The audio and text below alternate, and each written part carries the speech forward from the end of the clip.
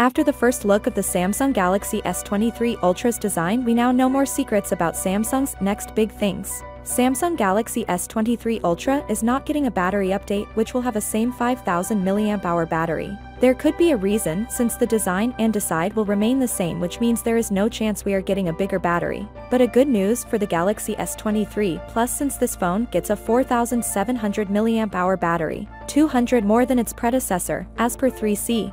Certification. Galaxy S23 Ultra will come with 25-watt fast charger. No big changes here, even downgrade from the last year Galaxy S22 Ultra 45-watt fast charger.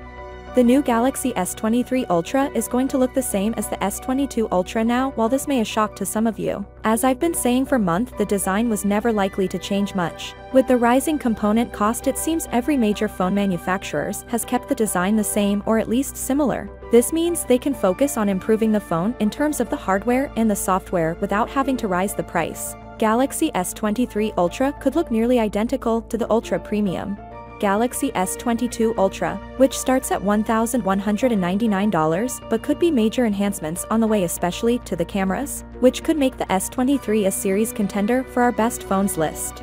The S23 series might get slight changes in the design, otherwise it will be almost identical to the previous year. While S22 Ultra revived the Note series by adopting its design, there is even a leaked render revealed by OnLeaks and Smart Pics that shows an exactly similar design compared to its predecessor, except for the back.